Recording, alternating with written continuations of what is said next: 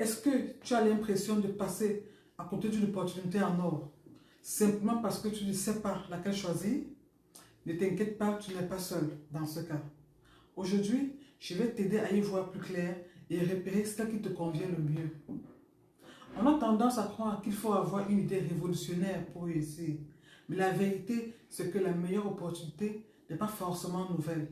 Elle doit juste répondre à un besoin réel ici et maintenant.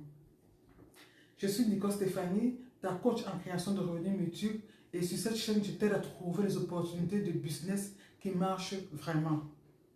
Aujourd'hui, nous parlons de comment repérer les meilleures opportunités de marché. Tu veux créer plusieurs sources de revenus, il est important pour toi que tu restes sur cette vidéo jusqu'à la fin. Je me souviens d'une amie qui cherchait l'idée parfaite pendant des mois. Un jour, elle a simplement remarqué qu'il manquait des services de nettoyage dans sa ville. Elle a saisi cette opportunité et commencé avec une petite équipe de 2 personnes. Aujourd'hui, elle possède une petite entreprise qui génère des milliers d'euros chaque mois. Et ce que je te fais comprendre, c'est que ce n'était pas l'idée en elle-même qui était extraordinaire en tant que telle. Non. Mais cette idée répondait à un besoin précis. Et je vais te montrer comment toi aussi, tu peux repérer ce genre d'opportunité. Dans cette vidéo, je vais t'expliquer comment repérer les meilleures opportunités autour de toi. Ce sont des techniques simples, basées sur l'observation et l'écoute, qui peuvent rapidement t'aider à te lancer. En première étape, je te dirais d'observer les besoins autour de toi. Cette étape est très simple. Regarde juste autour de toi. Que manque-t-il dans ton quartier?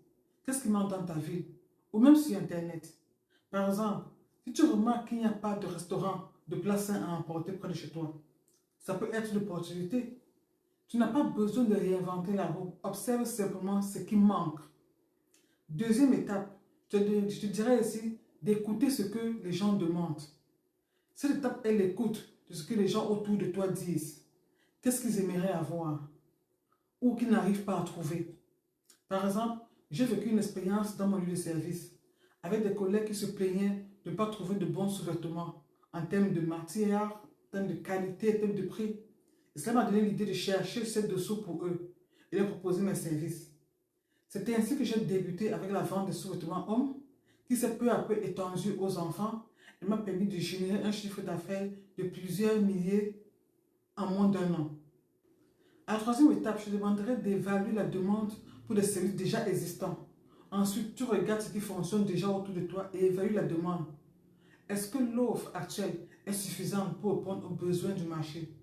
Si un service est déjà présent, mais débordé, comme un prestataire de babysitting qui est toujours complet, ça peut être une bonne opportunité à explorer. Va sur les forums en ligne, va sur les groupes Facebook de ta ville et vois ce que les gens demandent le plus.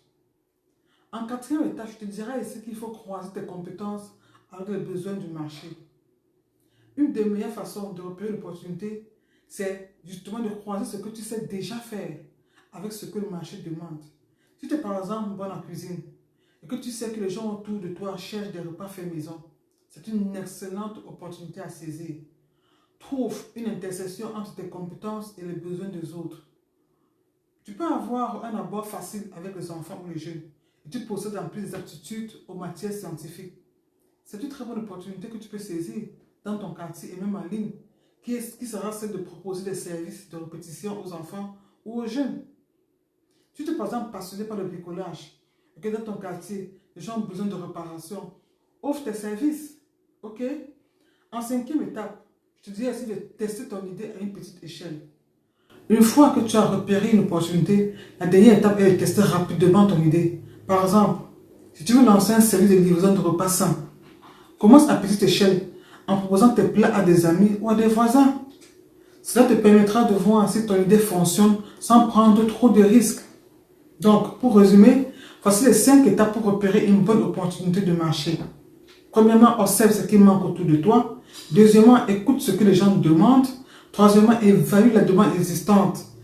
En 4, croise tes compétences avec les besoins du marché. Et en 5, teste rapidement ton idée.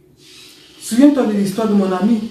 Ce n'était pas une idée révolutionnaire, mais il a su voir un besoin et y répondre. C'est ça l'essentiel. Trouver une opportunité qui existait déjà et répondre à ce besoin mieux que personne. Maintenant, c'est à toi de jouer. Cette semaine, prends le temps d'observer autour de toi et de repérer au moins une opportunité de marché. Ne néglige rien. Note toutes ces opportunités-là et réfléchis à comment tu pourrais les transformer en revenus. Si tu as vu cette vidéo, abonne-toi, like, partage et active les notifications pour ne rien manquer. Dans la prochaine vidéo, on va passer à l'étape de validation de ton idée pour s'assurer qu'elle va marcher avant de la lancer. Merci d'avoir partagé ce moment avec moi et à très bientôt pour la suite de notre parcours vers l'autonomie financière. Bye bye.